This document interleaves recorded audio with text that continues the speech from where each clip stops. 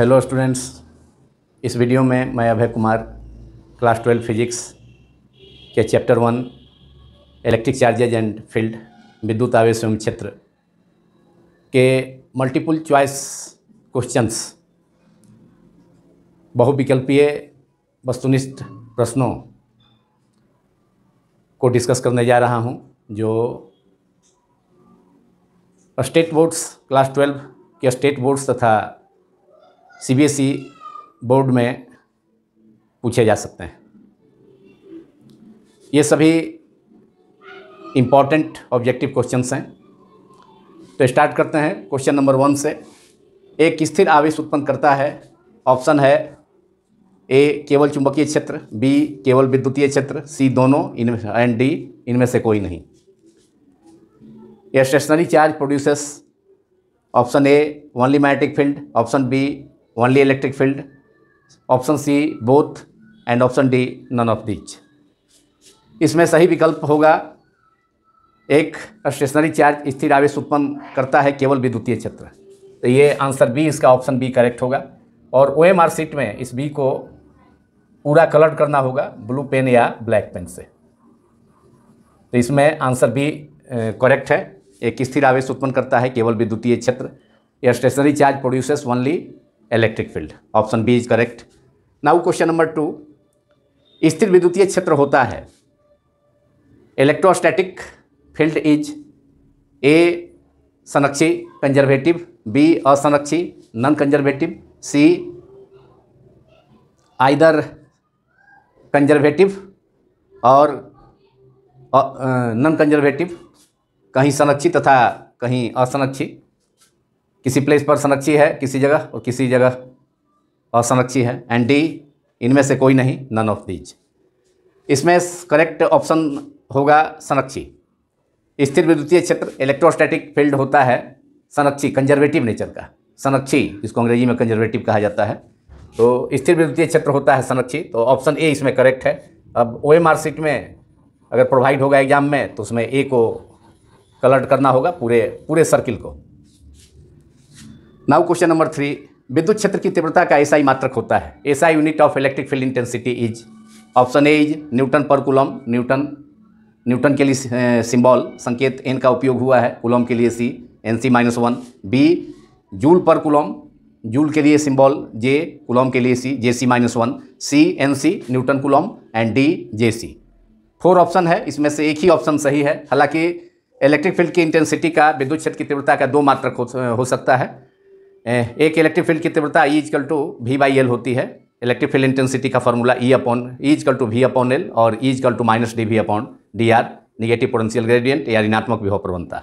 तो उस आधार पर विद्युत क्षेत्र की तीव्रता का मात्रक V का विद्युत विभव इलेक्ट्रिक पोटेंशियल का सिंबल है V, तो वोल्ट, और क्योंकि V/L फार्मूला होता है E=V/L, तो वोल्ट बाई मीटर, वोल्ट पर मीटर भी हो सकता है। लेकिन इस ऑप्शन में केवल और फिर इस ऑप्शन में केवल न्यूटन पर कूलम है दिया हुआ, तो न्यूटन पर कूलम सही आंसर होगा। क्योंकि विद्युत क्षेत्र की तीव्रता इलेक्ट्रिक फील्ड इंटेंसिटी का फार्मूला होता है फोर्स पर यूनिट चार्ज, बल बटा जांच आवेश। तो बल का न्यूटन और टेस्ट चार्ज का जांच आवेश का कूलम, तो न्यूटन पर कूलम सही आंसर इस विकल्प में। लेकिन इसका दूसरा विकल्प भी अगर होता, अगर एग्जाम में पूछा जाए, तो वोल्ट पर मीटर, वह भी करेक्ट आंसर होगा। तो इसका आंसर विकल्प ऑप्शन ए करेक्ट है, न्यूटन पर कूलम। ये option A is correct, Newton per coulomb. SI unit of electric field intensity, विद्युत क्षेत्र की तीव्रता का एसआई मात्रक होता है Newton per coulomb. Newton per coulomb NC-1, जो कि इस संकेत में बल का संकेत न्यूटन है, कूलम का संकेत सी है, तो सिंबल में दिया हुआ है NC-1 इज करेक्ट आंसर। विद्युत क्षेत्र की तीव्रता का एसआई मात्रक होता है Newton per coulomb. Now question number 4। निर्वात की विद्युतशीलता परावैद्युतता ε0 का एसआई मात्रक है। SI unit of permittivity of free space और वैक्यूम, जिसको ε0 और ε0 सिंबल से डिनोट किया जाता है, सूचित किया जाता है। इसमें भी 4 ऑप्शन दिया हुआ है। 4 options are given. A is coulomb Newton square per metre square, B is coulomb square per Newton metre -2, option C is coulomb Newton metre -2 and option D is coulomb per Newton metre -2। तो इसमें correct answer है B, correct option B option correct है, सही है। Coulomb square per Newton metre square, C square n-1 metre -2। यह भी symbol में दिया हुआ है। आवेश का, विद्युत आवेश इलेक्ट्रिक चार्ज का सिंबल C है।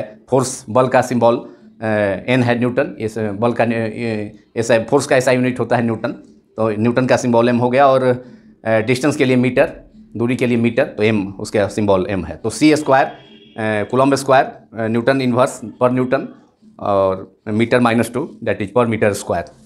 तो option B is correct in this question, question number 4। और ये काफ़ी इंपॉर्टेंट ऑब्जेक्टिव क्वेश्चन है। अक्सर सभी स्टेट बोर्ड्स या CBSE बोर्ड में भी यह प्रश्न पूछा जाता है ऑब्जेक्टिव मल्टीपल चॉइस क्वेश्चन के रूप में। और इससे ही रिलेटेड अनदर क्वेश्चन है, मल्टीपल चॉइस क्वेश्चन, वस्तुनिष्ठ प्रश्न है इसी से रिलेटेड, लेकिन इसमें इप्सिलम जीरो का बीमीय सूत्र है। इप्सिलम जीरो का dimension formula of epsilon zero is, option A is under bracket m-1 l-3 t⁻², a means a to the power 1, b is m-1 l-3 t4 a⁻², c is m l⁻², t-4 a-2, and option d is m-1 l to the power 2 t-3 a⁻²। इसमें option B correct है।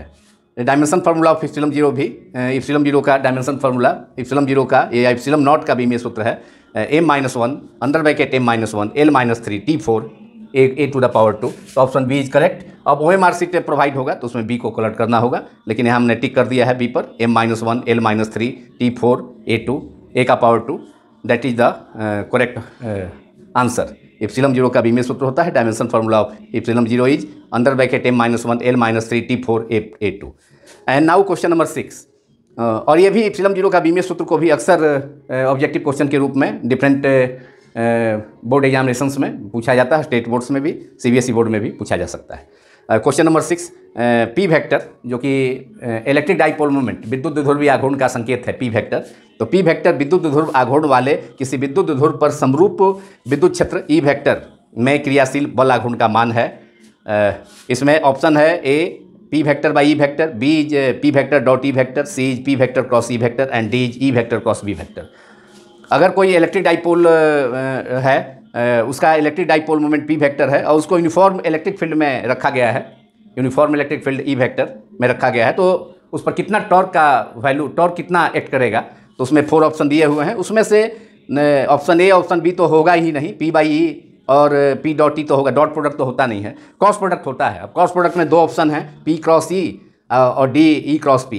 तो बल electric dipole पर, विद्युत द्विध्रुव पर, जो कि इस यूनिफॉर्म इलेक्ट्रिक फील्ड में समरूप विद्युत क्षेत्र में स्थित होता है, अगर इलेक्ट्रिक फील्ड के डायरेक्शन से थीटा एंगल पर, विद्युत क्षेत्र की दिशा से थीटा एंगल पर कोई इलेक्ट्रिक डाइपोल सिचुएटेड होता है, तो उस पर टॉर्क एक्ट करता है P sine theta. Tau equal to, इसका सिंबल टॉ होता है, तो टॉ बल आघूर्ण का सिंबल टॉ होता है, टॉ।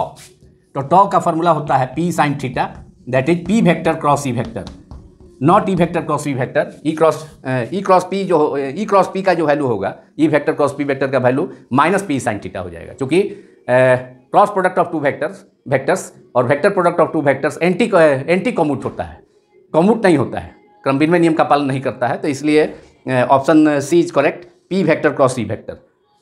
कोई इलेक्ट्रिक डाइपोल है, इलेक्ट्रिक फील्ड में सिचुएटेड है ई में, तो उस पर ई वेक्टर इलेक्ट्रिक फील्ड का सिंबल है, तो उस पर जो टॉर्क काम करेगा, बल आघूर्ण क्रियाशील होगा, उसका वैल्यू होगा, उसका फॉर्मूला होगा P vector cross E vector. तो option C is correct, or option C is correct, P vector cross E vector equal to P sine theta.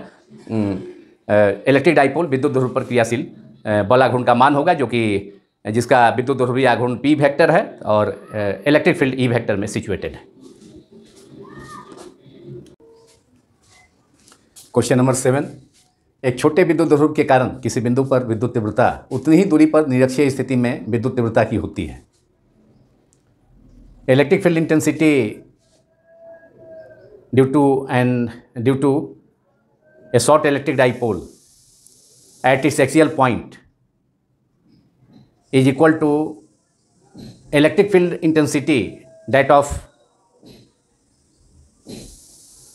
The equatorial point at the same distance from its center is, 4 option है, A बराबर equal, B दुगनी twice, C आधी half, and D 1/4 1/4।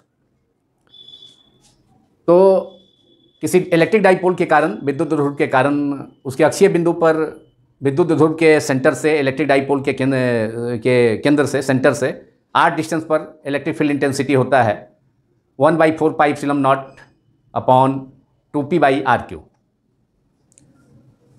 और उसी electric dipole के centre से उसके equatorial point पर निरक्षीय बिंदु पर, मतलब इलेक्ट्रिक डाइपोल के परपेंडिकुलर बिसेक्टर पर, लंब समद्विभाजक पर स्थित बिंदु पर विद्युत क्षेत्र की तीव्रता होती है E = 1/4 पाई एप्सिलॉन 0 p/r3। तो क्लियर है कि अक्षीय बिंदु पर विद्युत क्षेत्र की तीव्रता एक्सियल पॉइंट पर, इलेक्ट्रिक डाइपोल के एक्सियल पॉइंट पर इलेक्ट्रिक फील्ड इंटेंसिटी का वैल्यू उसी इलेक्ट्रिक डाइपोल के परपेंडिकुलर बिसेक्टर, सेंटर से परपेंडिकुलर बिसेक्टर पर उतने ही डिस्टेंस पर कोई पॉइंट होगा, निरक्षीय बिंदु होगा, इक्वेटोरियल पॉइंट होगा, तो उस पॉइंट पर इलेक्ट्रिक तीव्रता, उस पॉइंट पर इलेक्ट्रिक फील्ड इंटेंसिटी, विद्युत क्षेत्र की तीव्रता की दुगनी हो जाएगी, दुगनी होती है एक्सियल पॉइंट पर इलेक्ट्रिक फील्ड इंटेंसिटी।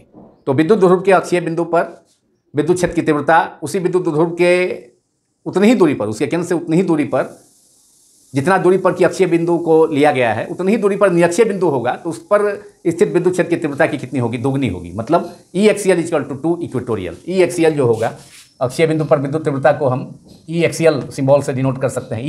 EAX का मतलब E एक्सियल, अक्ष पर विद्युत तीव्रता, और इक्वेटोरियल पॉइंट पर विद्युत तीव्रता को हम EQ, capital E, electric field intensity, विद्युत क्षेत्र की तीव्रता का संकेत है। इक्वेटोरियल के लिए, निरक्षीय बिंदु के लिए EQ लिखते हैं, इक्वेटोरियल का सिंबल EQ, तो उसका ट्वाइस हो जाएगा। E axial = 2 multiplied by E equatorial. मतलब विद्युत ध्रुव के अक्षीय बिंदु पर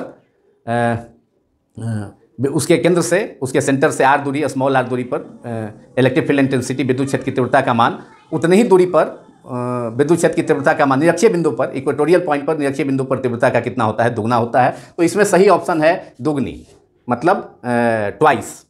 तो B, option B is correct. और OMR शीट पर बी को कलर करना होगा ब्लू पेन या ब्लैक पेन से, पूरे भाग को, पूरा पोर्शन को, पूरे सर्किल को कलर करना होगा। तो B option is correct. B पर हमने टिक भी कर दिया और इसको कलर भी कर दिया। अब question number 8, 1 state coulomb equal होता है, 1 स्टेट कूलम बराबर होता है। Option A is 3 × 10⁻9 coulomb C coulomb, B = 3 × 10⁻9 C, C is 1/3 × 10⁻9 C, and D is 1/3 × 10⁻9 C।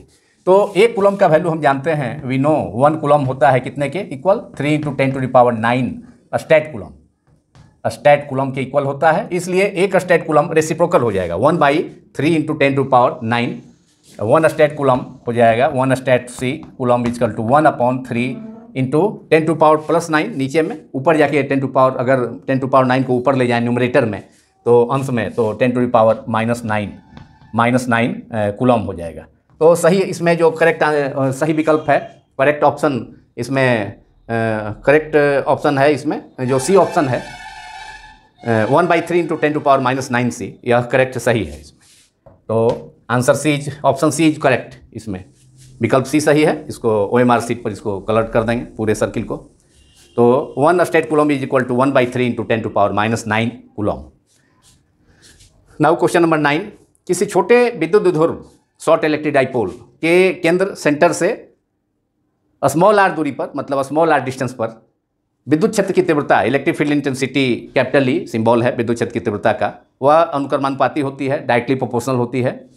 Option A is 1/r, E varies as 1/r, B E varies as 1/r², और third option है C E varies as r⁻3, that is E varies as 1/r3, and D option is E varies as, capital E varies as r⁴।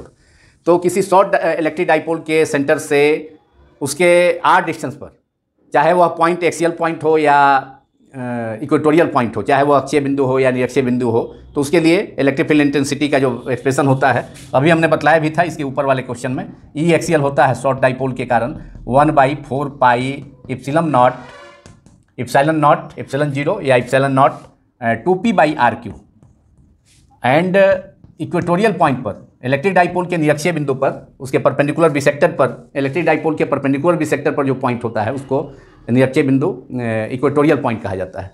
तो विद्युत द्विध्रुव के लंब समद्विभाजक पर स्थित बिंदु को निरक्षीय बिंदु कहा जाता है। तो वहाँ electric field intensity E, capital E, EQ, equatorial के लिए आ गया symbol, 1/4 pi epsilon not multiplied by P by RQ। तो दोनों स्थिति में हम देख रहे हैं कि E जो है इलेक्ट्रिक फील्ड इंटेंसिटी, चाहे वह अक्षीय बिंदु हो, एक्सियल पॉइंट हो इलेक्ट्रिक डाइपोल का, या निरक्षीय बिंदु हो, इक्वेटोरियल पॉइंट हो, वहाँ इलेक्ट्रिक फील्ड इंटेंसिटी जो डिस्टेंस होगा इलेक्ट्रिक डाइपोल के सेंटर से, इलेक्ट्रिक विद्युत ध्रुव के केंद्र से जो दूरी होगी, जिस बिंदु अक्षीय या निरक्षीय बिंदु की दूरी एक्सियल और इक्वेटोरियल पॉइंट का, तो उसके 1/RQ मतलब वो RQ के इन्वर्सली प्रोपोर्शनल होगा। माने 1/RQ के माने डायरेक्टली प्रोपोर्शनल होगा, मतलब RQ के इन्वर्सली प्रोपोर्शनल व्युत्क्रमानुपाती, तो 1/RQ के समानुपाती डायरेक्टली प्रोपोर्शनल। तो इसमें ऑप्शन ये थर्ड ऑप्शन सही है, E वेरीज एज r⁻⁻3, क्योंकि यहाँ E वेरीज एज 1/RQ है, तो r का पावर 3 है, ऊपर जाएगा तो -3 हो जाएगा। तो correct answer is E varies as r⁻⁻3। तो कर आंसर थी ऑप्शन सी इज करेक्ट। इसमें सी सही है और सी को OMR सीट में हम पूरा सर्किल कर देंगे, पूरा रंग देंगे। और नाउ क्वेश्चन नंबर 10, एक आवेशित चालक की सतह सरफेस पृष्ठ के किसी बिंदु पर विद्युत क्षेत्र की तीव्रता होती है A 0, B सतह के लंबवत, C सतह के B ऑप्शन B सतह के स्पर्शवत माने tangential to the surface.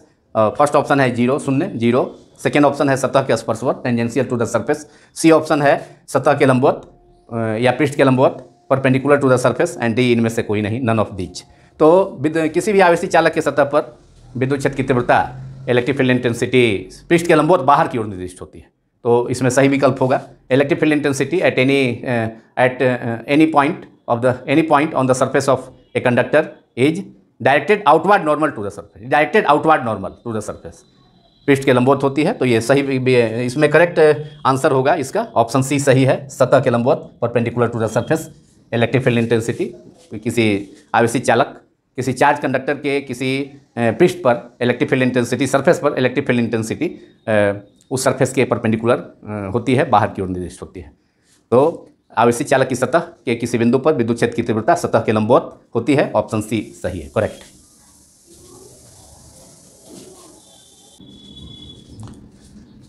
Question number 11 MCQ, एक विद्युत ध्रुव के दो आवेश +3.2 मल्टीप्लाइड बाई 10⁻⁻19 कूलम एवं -3.2 मल्टीप्लाइड बाई 10⁻⁻19 कूलम हैं एवं उनके बीच की दूरी 2.4 × 10⁻10 मीटर है। विद्युत ध्रुव का आघूर्ण है option A 7.68 × 10⁻27 coulomb metre, B is 7.68 × 10⁻29 coulomb metre cm, C is equal to 7.86 × 10⁻29 coulomb metre, and D 7.86 into multiplied by 10⁻27 coulomb metre.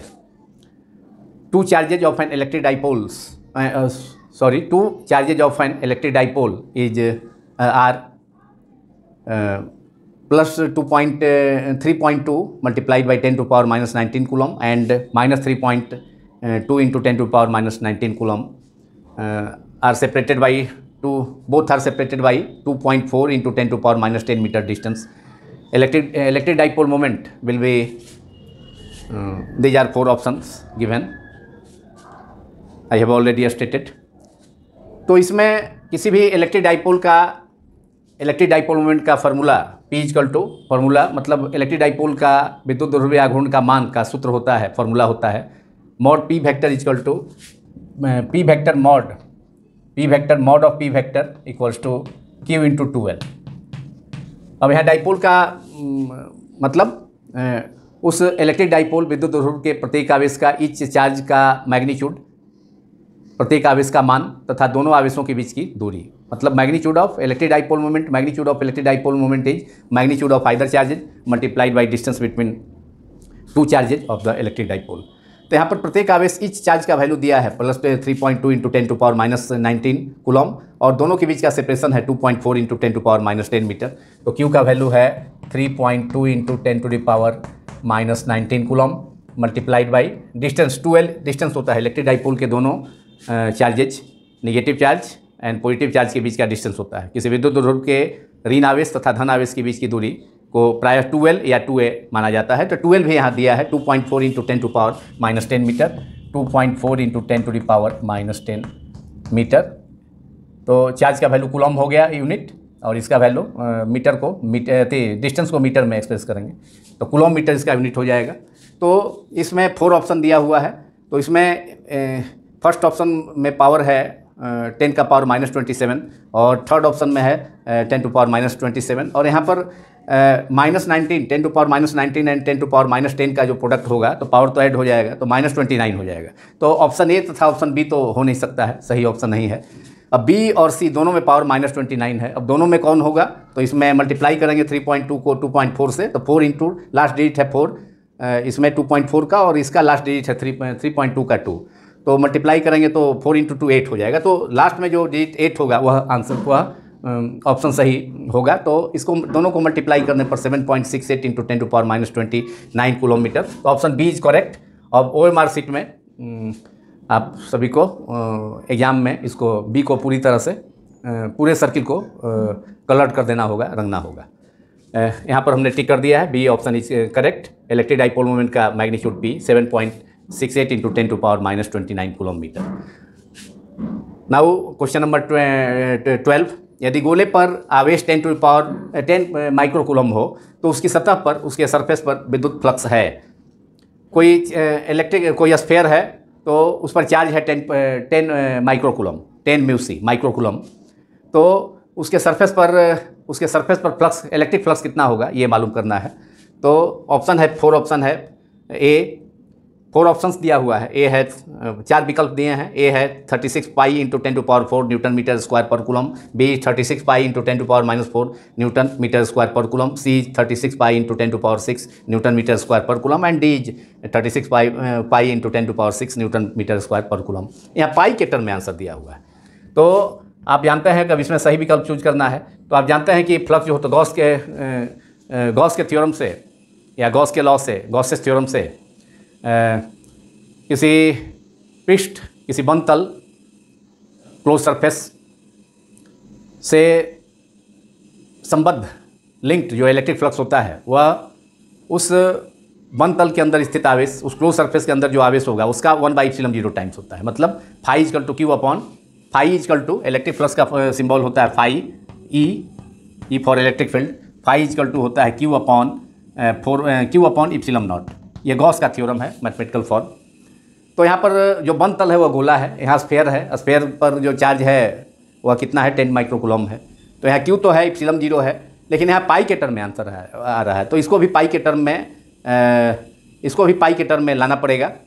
तो पाई के टर्म में लाने के लिए हमको इसमें अगर हम मल्टीप्लाई कर दें 4 पाई से न्यूमरेटर तथा डिनोमिनेटर में, अंश तथा हर में अगर 4 पाई से मल्टीप्लाई कर दें तो 4 पाई क्यू हो जाएगा और यहाँ 4 पाई ε0 हो जाएगा।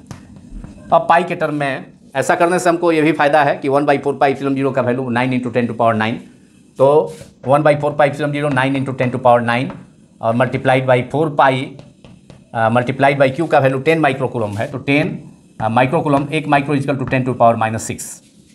तो अब यहाँ पर 9 इंटू 4 1/4 पाई ε0 का वैल्यू 9 इंटू 10 टू पावर 9 रख दिए और 4 पाई, क्योंकि 4 पाई से ऊपर नीचे हमने मल्टीप्लाई किया है गॉस का formula phi equal to Q upon ε0 में RHS में। तो अब यहाँ 9 इंटू 4 36 हो गया, 36 पाई, तो ये तो आ गया 36 पाई आ गया। अब यहाँ पर पावर कितना होगा, यहाँ पर 9 है, यहाँ पर 10 टू पावर 9 है, यहाँ 10 है, तो एक पावर हो गया 10 माइक्रोकूलम है। तो 9 10 to power 9 into 10 to power 1 that is 10 equal to 10 to power 10, minus है 10 टू पावर -6, तो 10 टू पावर 10 से -6 न्यूट्रलाइज हो गया। तो ये 10 to power 10 minus 10 to power -6 equal to 10 to power 4। तो इसमें फर्स्ट ऑप्शन ही 36 pi into 10 to power 4 Newton metre square पर कूलम, ये सही विकल्प है। अब आगे बढ़ने की ज़रूरत नहीं है, क्योंकि अब आगे जो भी होगा तो रॉन्ग ही आंसर होगा, रॉन्ग ऑप्शन ही है। तो इसमें ऑप्शन ए करेक्ट है, करेक्ट हो गया। ये हो गया 36 pi multiplied by 10 to the power 4 Newton metre square. Electric flux का यूनिट न्यूटन मीटर स्क्वायर पर कूलम, इलेक्ट्रिक फ्लक्स का यूनिट न्यूटन मीटर स्क्वायर पर कूलम। और एक और यूनिट होता है इलेक्ट्रिक फ्लक्स का, वह होता है volt meter, VM। Electric flux का दूसरा यूनिट होता है वोल्ट पर मीटर, क्योंकि इलेक्ट्रिक फ्लक्स होता है electric field multiplied by area, scalar product of E vector dot A vector. तो इलेक्ट्रिक फील्ड का वोल्ट पर मीटर और एरिया का मीटर स्क्वायर, तो मीटर से डिनोमिनेटर में मीटर से न्यूमरेटर का मीटर स्क्वायर का एक पावर कैंसिल हो गया, तो वोल्ट मीटर VM दूसरा यूनिट हो सकता है, लेकिन यहाँ न्यूटन मीटर स्क्वायर पर कूलम है। तो option A is correct.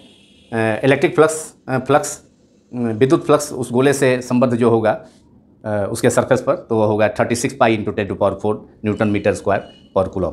Option A is correct. Now question number 13, एक विद्युत ध्रुव एक बंद सतह से घिरा है, सतह पर कुल विद्युत फ्लक्स होगा। कोई विद्युत एक इलेक्ट्रिक डाइपोल है, एक an electric dipole is enclosed inside a close surface, total electric flux on the surface will be, अब इसमें 4 ऑप्शन है, अनंत होगा, ए अनंत है इन्फिनिटी, बी होगा 0 0, सी है सतह के स्पर्शीय tangential to the surface, and D option D कोई नहीं, नन ऑफ दीज। अब इसमें सही आंसर होगा, कोई डाइपोल है तो डाइपोल में कितने, डाइपोल में 2 चार्जेज होते हैं, किसी इलेक्ट्रिक डाइपोल विद्युत ध्रुव में 2 चार्जेज होते हैं, एक माइनस क्यू, एक निगेटिव चार्ज, दूसरा positive charge. Minus Q and plus Q, दोनों का सम कितना हो जाएगा, माइनस क्यू और प्लस क्यू, दोनों का सम 0 हो जाएगा। तो गॉस थ्योरम से जो इलेक्ट्रिक फ्लक्स होगा किसी क्लोज सरफेस से, किसी बंद सतह से पर जो विद्युत फ्लक्स होता है, वह उसके अंदर जो चार्ज है उसका 1/ε0 होता है, मतलब फाई इक्वल टू Q/ε0, जो ऊपर में हम फार्मूला क्वेश्चन नंबर 12 में जो फार्मूला यूज़ किए हैं। तो यहाँ पर तो डाइपोल का कुल चार्ज 0 हो जाएगा। डाइपोल में चूँकि दोनों चार्जेज, डाइपोल के दोनों चार्जेज, एक पॉजिटिव है, सेम मैग्नीट्यूड का होता है, और अपोजिट नेचर का होता है। विद्युत ध्रुव के दोनों आवेशों का मान समान होता है, और चिन्ह विपरीत होता है, साइन विपरीत होता है, एक प्लस दूसरा माइनस, तो कुल जो चार्ज होगा, कुल आवेश विद्युत ध्रुव का, वह 0 हो जाएगा। इसलिए गॉस का प्रमेय से जो विद्युत फ्लक्स होगा फाई इक्वल टू वह सिग्मा क्यू, अगर एक से अधिक आवेश है तो क्यू की जगह सिग्मा क्यू लेंगे, सिग्मा Q/ε0। तो सिग्मा क्यू कितना हो जाएगा, डाइपोल का कुल आवेश का मान 0/0 दैट इज 0। तो कुल विद्युत फ्लक्स होगा, विद्युत ध्रुव अगर किसी बंद सरफेस के अंदर है, तो कोई इलेक्ट्रिक डाइपोल अगर किसी क्लोज सरफेस के अंदर घिरा है, तो उसके सरफेस पर कुल फ्लक्स का वैल्यू क्या होगा, 0 होगा। तो आंसर बी इज करेक्ट। ये अच्छा, एक बहुत ही अच्छा क्वेश्चन है, इंपॉर्टेंट क्वेश्चन है ये पूछा जा सकता है, पूछा गया भी है प्रीवियस ईयर्स बोर्ड एग्जामिनेशंस में। तो ऑप्शन बी, क्वेश्चन नंबर 13 का ऑप्शन नंबर बी सही है। इसको कलर्ट कर लेंगे OMR सीट में, यहाँ हमने टिक कर दिया है, बी 0 सही है। अब क्वेश्चन नंबर 14, निर्वात में किसी बंद तल से गुजरता है, कुल विद्युत फ्लक्स होता है। फिर उसी से रिलेटेड क्वेश्चन, ये गॉस का प्रमेय पर आधारित है, और इसको भी कई बार डिफरेंट स्टेट बोर्ड्स एग्जामिनेशंस में भी और CBSE बोर्ड में भी इसे पूछा जाता है इस क्वेश्चन को। तो निर्वात में किसी बंद तल से गुजरता विद्युत फ्लक्स होगा, मतलब electric flux, total electric flux through a close surface in vacuum is, option है ए ε0Q, बी Q, सी Q/ε0, डी ε0/Q। तो यह गॉस का थ्योरम ही है और कुछ नहीं है। गॉस का थ्योरम है कि किसी बंद तल से गुजरने वाला, निर्गत होने वाला कुल विद्युत फ्लक्स, उसके अंदर स्थित आवेश का 1/ε0 टाइम्स होता है। इसे that is total electric flux through a close surface is 1/ε0 times the charge enclosed inside the close surface. तो ये इसमें कुछ भी नहीं, इसमें जो है ऑप्शन सी सही होगा, Q/ε0। पहले भी हमने इन दोनों प्रॉब्लम्स में भी, प्रॉब्लम जो क्वेश्चन नंबर 12 है उसमें भी और 13 में भी यूज किया है। तो इसका ऑप्शन बिल्कुल Q/ε0, phi equal to Q/ε0, जो कि गॉस थ्योरम से का मैथमेटिकल फॉर्म है।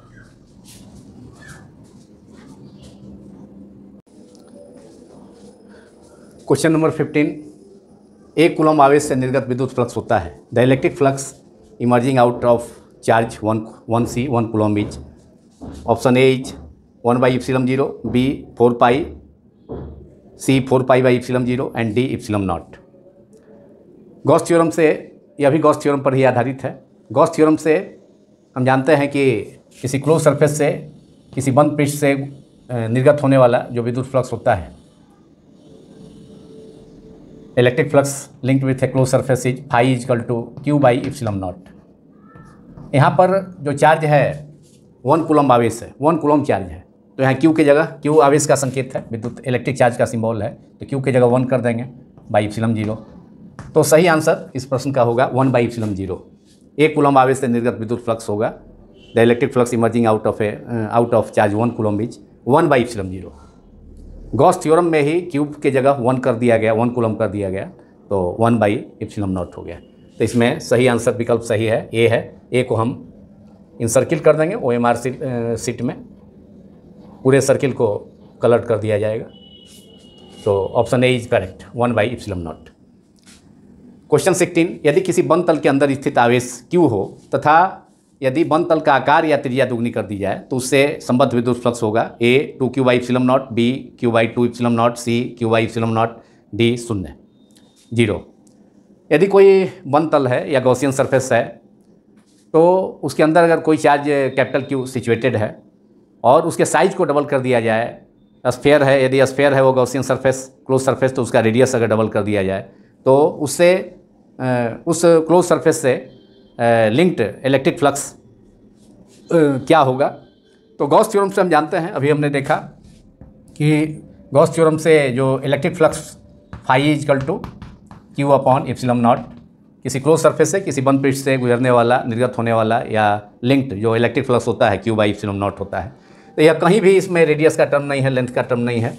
तो अगर गॉसियन सरफेस का या बंद पृष्ठ का क्लोज सरफेस का साइज डबल कर दिया जाए या उसका रेडियस को डबल कर दिया जाए तो उसके फ्लक्स पर, उससे लिंक्ड होने वाले, उससे इमर्ज करने वाले, उससे निर्गत होने वाले फ्लक्स पर कोई इफेक्ट नहीं, कोई प्रभाव नहीं पड़ेगा। जितना पहले फ्लक्स था, जब उसका रेडियस अगर साइज जितना था या रेडियस आर था, मान लिया कि स्फेरिकल गॉसियन सरफेस से गोलीय गॉसीय पृष्ठ है, तो रेडियस जितना आर था उस समय जितना फ्लक्स होगा उस समय चार्ज क्यू ही है, चार्ज पर कोई अंतर नहीं हो रहा है, चार्ज में कोई चेंज नहीं हो रहा है, तो उसका साइज डबल कर देने पर भी इलेक्ट्रिक फ्लक्स उतना ही होगा। तो इसका सही आंसर होगा क्यू बाई एप्सिलॉन नॉट। यह भी एक बहुत ही अच्छा MCQ है, वस्तुनिष्ठ प्रश्न है। इसे भी CBSE बोर्ड में भी इसे पूछा जा चुका है, अदर बोर्ड्स में भी इसे पूछा जा सकता है। तो सही ऑप्शन होगा इसका C, कि किसी बंद पृष्ठ का आकार को अगर दुगना कर दिया जाए या बंद पृष्ठ गोलीय पृष्ठ है उसकी त्रिज्या को दुगनी कर दिया जाए और उसमें चार्ज अपरिवर्तित रहे, जितना चार्ज पहले क्यू था अगर सपोज किया जाए, यहाँ पर प्रश्न में भी है, और चार्ज उतना ही रहे लेकिन साइज उसका बढ़ा दिया जाए बंद पृष्ठ का, तो विद्युत फ्लक्स उससे इमर्ज होने वाले, उससे लिंक्ड, उससे संबद्ध, उस बंद पृष्ठ से संबद्ध विद्युत फ्लक्स पर कोई प्रभाव नहीं पड़ेगा, क्योंकि साइज या रेडियस पर इलेक्ट्रिक फ्लक्स डिपेंड नहीं करता है गॉस थ्योरम से, वह केवल चार्ज पर निर्भर करता है। तो सही ऑप्शन है इसमें Q by epsilon not C।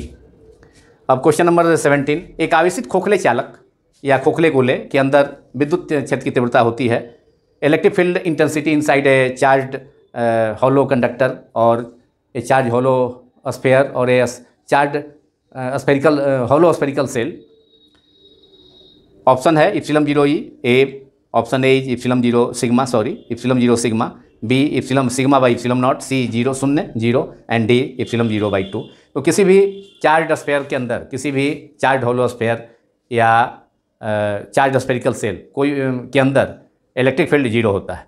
यानी किसी भी आवेशित खोखले गोले या खोखले गोलीय चालक या आवेशित खोखले गोलीय खोल के अंदर, आवेशित गोलीय खोल के अंदर विद्युत क्षेत्र की तीव्रता 0 होती है, इलेक्ट्रिक फील्ड 0 होता है। तो सही विकल्प इसका 0 होगा, electric field 0, C, option C is correct, option C सही है, विकल्प सी जो प्रश्न में दिया गया है वह सही है। अब क्वेश्चन नंबर 18, जब किसी वस्तु को आवेशित किया जाता है तो उसका द्रव्यमान, if a body charged then its mass, A बढ़ता है इंक्रीजेज, बी घटता है डिक्रीजेज, सी अचर या नियत रहता है रिमेंस कांस्टेंट, एंड डी बढ़ या घट सकता है मे बी इंक्रीज और डिक्रीज। जब किसी वस्तु को आवेशित किया जाता है तो दो वस्तुओं के बीच में इलेक्ट्रॉनों का ट्रांसफ़र होता है, स्थानांतरण होता है इलेक्ट्रॉन्स का, और एक वस्तु जो इलेक्ट्रॉन लूज करता है तो उसमें इलेक्ट्रॉनों की कमी हो जाती है और उसको धन आवेशित कहा जाता है। इलेक्ट्रॉन्स की कमी हो जाती है, जो वस्तु इलेक्ट्रॉन लूज करता है, जो वस्तु इलेक्ट्रॉन खोता है, लूज करता है, तो उसमें इलेक्ट्रॉन की कमी हो गई। तो इलेक्ट्रॉन का द्रव्यमान होता है 9.1 × 10⁻³ kg। हालांकि द्रव्यमान काफ़ी कम है लेकिन फिर भी द्रव्यमान कुछ तो है। तो अगर जो धन आवेशित वस्तु होगा तो उस पर चूँकि इलेक्ट्रॉन की कमी हो गई तो उसका द्रव्यमान क्या होगा, उस धन आवेशित वस्तु का द्रव्यमान घट जाएगा। और जो वस्तु इलेक्ट्रॉन को रिसीव किया है, गेन किया है, इलेक्ट्रॉन प्राप्त किया है, तो उस वस्तु पर, उस बॉडी पर इलेक्ट्रॉन्स की संख्या, उस वस्तु पर इलेक्ट्रॉन की संख्या बढ़ जाएगी, और इलेक्ट्रॉन बढ़ेंगे तो उसका मास भी क्या होगा, इंक्रीज कर जाएगा। तो नेगेटिवली चार्ज बॉडी का ऋण आवेशित वस्तु का द्रव्यमान बढ़ जाएगा तथा धन आवेशित वस्तु का द्रव्यमान घट जाएगा। इसलिए इसमें जब किसी वस्तु को चार्ज किया जाता है तो उस स्थिति में उसका द्रव्यमान बढ़ या घट सकता है। ऑप्शन डी सही है, option D is correct.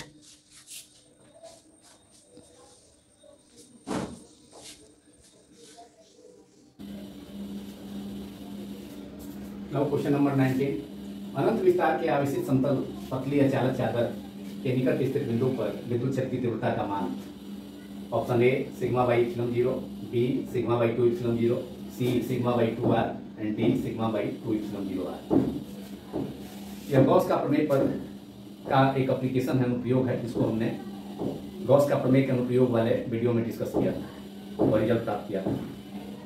It is an application of one of the application of Gauss's law in which electric field intensity at a point due to an infinitely thin charged non-conducting plane sheet is sigma by 2 epsilon 0। इसका correct answer है sigma by 2 epsilon 0, क्योंकि यह direct application है Gauss के प्रमेय का, जिसमें हमने रिजल्ट ऑब्टेन किया था कि इनफाइनाइट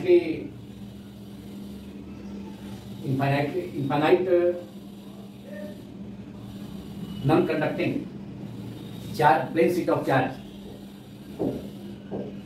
अनंत विस्तार के आवेशी समतल पतली अचालक चादर के निकट किसी पॉइंट पर, किसी बिंदु पर विद्युत क्षेत्र की तीव्रता का मान सिग्मा बाई 2 epsilon 0 होता है। तो correct answer is sigma by 2 epsilon 0। Electric field intensity at a point due to near a point due to an infinite thin plane sheet of charge non conducting is sigma by 2।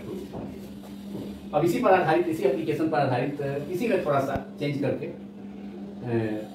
लगभग same question है। Question 20, चालक पदार्थ से बने असीमित आवेशित पतले चादर की सतह के निकट स्थित किसी बिंदु पर विद्युतीय क्षेत्र का मान होता है epsilon 0 A, option A epsilon 0 sigma, option B sigma by epsilon 0, option C sigma by 2 epsilon 0, option D 1/2 sigma epsilon 0। अब यहाँ पर जो आवेश की पतली चादर है, पहले के समानांतर विस्तार का यहाँ भी है, लेकिन यह बना है चालक पदार्थ से। यहाँ infinite thin plane sheet of charge है बट कंडक्टिंग, तो उसके कारण उसके निकट इलेक्ट्रिक फील्ड का जो वैल्यू होगा वह सिग्मा बाई 2 epsilon 0 नहीं होगा। बहुत से स्टूडेंट इसमें कंफ्यूजन कर जाते हैं इस प्रश्न में, दोनों प्रश्नों का। अगर कंडक्टिंग लिखा हुआ है, प्रश्न में दिया हुआ है चालक पदार्थ से बना हुआ conducting, infinite plane sheet of charge है बट कंडक्टिंग लिखा हुआ है, तब उसमें आंसर कतई नहीं होगा ऊपर वाला, नॉन कंडक्टिंग लिखा है। अगर वहां चालक न देकर के सीधे charge plane sheet, infinite plane sheet of charge दिया है, आवेशी समतल पतली चादर, तब आंसर वहां पर सिग्मा बाई 2 epsilon 0 होगा। लेकिन अगर प्रश्न में स्पष्ट करके दे दे कि चालक पदार्थ से बना हुआ है, कंडक्टिंग है, तो उस सिचुएशन में आंसर सिग्मा बाई epsilon 0 होगा। तो इसका करेक्ट आंसर होगा सिग्मा बाई epsilon 0। चालक पदार्थ से बने असीमित का मतलब अनंत विस्तार के इनफाइनाइटली नॉन आवेशित, इनफाइनाइट डायमेंशन का आवेशित पतले चादर की सतह के निकट स्थित किसी बिंदु पर विद्युतीय क्षेत्र का मान होता है sigma by epsilon 0। Option B है, ऑप्शन बी सही है। नाउ क्वेश्चन नंबर 21, +1 माइक्रोकूलम एवं +4 माइक्रोकूलम के दो आवेश एक दूसरे से हवा में स्थित हैं, उन पर क्रियाशील बलों का अनुपात क्या होगा। यह कूलम्ब्स लॉ पर से रिलेटेड है कि दो आवेशों के बीच में बल का जो मान होगा, दोनों आवेश क्योंकि धन आवेशित हैं, एक दूसरे को सिमिलर चार्जेज हैं, धन आवेशित हैं, सिमिलर चार्जेज हैं, तो उनके बीच में रिपल्सन होगा, और रिपल्सन होगा तो प्रत्येक चार्ज दूसरे चार्ज पर फोर्स काम करेगा, अप्लाई करेगा। यहाँ पर +1 माइक्रोकूलम चार्ज है, सपोज करते हैं ये Q1 है, और दूसरा है r डिस्टेंस पर है, ये दूसरा चार्ज है +4 माइक्रोकूलम। तो ये Q1 चार्ज है, तो ये Q1 चार्ज पर Q2 चार्ज के कारण फोर्स काम करेगा। तो इसको हम अगर सिंबल से डिनोट करें F12 से, क्योंकि Q1 चार्ज जो फर्स्ट चार्ज है Q1, उसको हमने सपोज किया है कितना, प्रॉब्लम में दिया है +1 माइक्रोकूलम, और Q2 है तो सेकेंड चार्ज ये Q2 है 4 माइक्रोकूलम, तो सेकेंड चार्ज है Q2, तो 4 माइक्रोकूलम यहाँ प्रॉब्लम में दिया हुआ है। सेपरेशन कितना है, R है, तो Q1 पर मतलब +1 माइक्रोकूलम पर भी चार्ज पर +4 माइक्रोकूलम के कारण रिपल्सन फोर्स काम करेगा, क्योंकि दोनों सिमिलर चार्ज है, दोनों धन आवेश है। तो ये चार्ज का डायरेक्शन इधर हो जाएगा, राइट टू लेफ्ट हो जाएगा F12, और दूसरा चार्ज हो जाएगा, दूसरा फोर्स काम करेगा पहले चार्ज के कारण, मतलब फर्स्ट चार्ज +1 माइक्रोकूलम भी, सेकेंड आवेश विद्युत आवेश +4 माइक्रोकूलम, मतलब सेकेंड चार्ज भी फर्स्ट चार्ज के कारण फोर्स का एक्सपीरियंस करेगा, फोर्स का अनुभव करेगा, रिपल्सन फोर्स का, तो वह हो जाएगा। उस फोर्स को हम डिनोट कर सकते हैं F21, that is force acting on charge Q2 by charge Q1, दूसरे आवेश +4 माइक्रोकूलम पर पहले आवेश +1 माइक्रोकूलम के कारण क्रियाशील विकर्षण बल।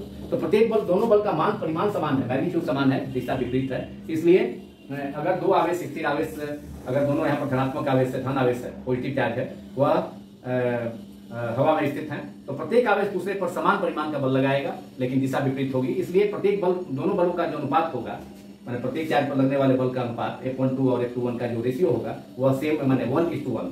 तो इसका सही आंसर होगा 1:1। सी ऑप्शन इसमें सही है, विकल्प सी जो दिया है प्रश्न में वह सही है, 1:1, 1:1। Now last question, question number 22। एक निश्चित दूरी r पर स्थित दो समरूप धातु के गोले पर आवेश +4q एवं -2q है। गोलों के बीच आकर्षण बल F है, क्योंकि एक चार्ज, एक स्फीयर पर चार्ज है दिया हुआ कितना +4q और दूसरे स्फीयर पर दिया है -2q। उनके बीच का सेपरेशन r है, मतलब दोनों चार्ज स्फीयर के सेंटर्स के बीच का डिस्टेंस कितना है, स्मॉल r है। दोनों गोले के बीच की दूरी r है। तो गोले के केस में दूरी हम काउंट करेंगे कहाँ से देखेंगे, दोनों गोले के केंद्र से, के सेंटर से, केंद्र से।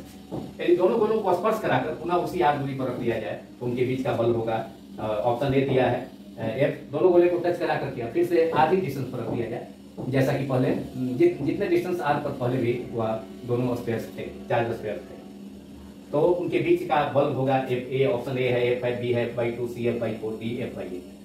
कूलॉम का नियम से हम जानते हैं कि जो फोर्स होता है वह दो चार्जेस के, स्टैटिक चार्जेस के बीच, वह उन दोनों चार्जेस के मैग्नीट्यूड के प्रोडक्ट के डायरेक्टली प्रोपोर्शनल होता है। मतलब F directly proportional to mod of Q1 into mod of Q2, that is F equal to Q1 Q2। That is इसे लिखा जा सकता है F इक्वल टू कांस्टेंट, क्योंकि R यहाँ पर कांस्टेंट है, F equal to Q1 Q2। तो पहले केस में दोनों गोले का चार्ज है, माने +4q चार्ज है एक गोले पर, एक स्फीयर पर, और दूसरे स्फीयर पर -2q है। दोनों का मोड हो जाएगा 4q, और 4q का और -2q का भी 2q, तो दोनों का प्रोडक्ट हो जाएगा। तो जब एयर में दोनों चार्ज को रखा हुआ है, ये दोनों चार्जेस को r डिस्टेंस पर इनिशियली प्रारंभ में, तो उनके बीच जो फोर्स होगा वो प्रोपोर्शनल हो जाएगा Q1 मतलब 4q का मोड इंटू 2q का मोड, माने -2q का मोड, दोनों के प्रोडक्ट के Q1 Q2 का मोड, मतलब 4q का मोड 4q होगा और 2q -2q का मोड 2q होगा, तो 4 इंटू 2 दैट इज 8q²। तो यहाँ पर k इक्वल टू हो जाएगा 8q, k into proportionality sign को के लिए हमने कांस्टेंट k यूज किया है, जब उसे इक्वल साइन के रूप में लिखेंगे, बराबर करके अगर लिखेंगे तो k F equal to k into +4q का मोड इंटू -2q का mode, that is 4q into 2q, 8q²।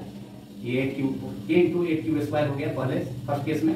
और जब दोनों गोले को टच कराकर फिर से उतना ही डिस्टेंस पर रखा गया है, डिस्टेंस पर, तो टच कराने पर क्या होगा, प्रत्येक गोले पर चार्ज का ट्रांसफर होगा, शेयरिंग होगा दोनों गोले के बीच में, तो प्रत्येक गोले पर चार्ज हो जाएगा। उसके बाद दोनों गोले को टच कराने पर, स्पर्श कराने के बाद जब उसे r डिस्टेंस पर रख देंगे तो प्रत्येक गोला भी आवेशित रहेगा, लेकिन चार्ज उस पर हो जाएगा कितना, 4q -2q/2 प्रत्येक गोले पर, that is 4q -2q, 2q/2 that is 2q, that is 2q/2 that is q, और दूसरे गोले पर भी 4q -2q/2 that is 2q/2 that is q। तो दोनों गोले को टच करा करके, दोनों स्फीयर्स को टच करा करके फिर से r डिस्टेंस पर ही रख देंगे, तो प्रत्येक गोले पर चार्ज हो जाएगा, प्रत्येक स्फीयर पर चार्ज हो जाएगा कितना, q and q, 4q -2q/2 and 4q -2q/2 that is 2q/q that is q। तो अब हो जाएगा न्यू फोर्स हो जाएगा दोनों का, टच करा के बाद अलग रखने पर k इंटू q, प्रत्येक गोले पर चार्ज अब q इंटू q रहा तो k इंटू q², दोनों को डिवाइड कर देंगे तो F/F' इक्वल टू हो जाएगा कितना, k/8q² और k/q², k से k कैंसिल, q से स्क्वायर से q² कैंसिल, इसलिए हमको F' मालूम करना है बाद में कितना फोर्स काम करेगा, माने F'/F।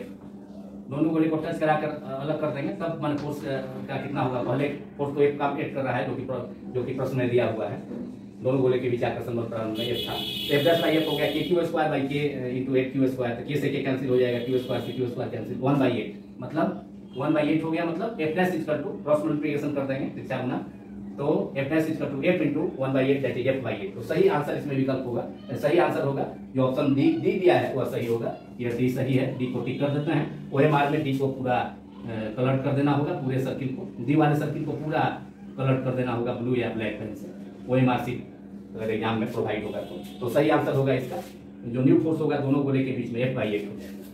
और इसी प्रश्न के साथ, इस प्रश्न के उत्तर के साथ, डिस्कशन के साथ यह वीडियो समाप्त होता है। वैसे तो प्रत्येक चैप्टर में बहुत से प्रश्न हैं, वस्तुनिष्ठ प्रश्न, लेकिन इस वीडियो में उन प्रश्नों को शामिल किया गया है जो कि विभिन्न राज्यों की बोर्ड्स 12वीं बोर्ड की परीक्षाओं में पूछे जा चुके हैं, तथा कुछ प्रश्न CBSE बोर्ड की परीक्षा में भी पूछे गए हैं। तो इसलिए केवल महत्वपूर्ण मैंने कुल मिलाकर के इस पूरे चैप्टर का मैंने चैप्टर फर्स्ट का विद्युत आवेश और विद्युत क्षेत्र मतलब इलेक्ट्रिक चार्जेज एंड फील्ड जो फर्स्ट चैप्टर है क्लास 12 का, तो उस पूरे चैप्टर का मैंने पूरे चैप्टर का कुल मिलाकर के महत्वपूर्ण प्रश्नों को भी इस वीडियो में शामिल किया गया है। उम्मीद है कि यह वीडियो आप सभी को पसंद आएगा। यदि यह वीडियो आप सभी को पसंद आए तो इसे आप सभी लाइक करें, दूसरों से शेयर भी करें तथा सब्सक्राइब करना न भूलें। अगले वीडियो में पुनः हम लोग मिलेंगे एक अन्य अदर चैप्टर के इम्पोर्टेंट ऑब्जेक्टिव क्वेश्चंस MCQs के साथ। Thank you very much.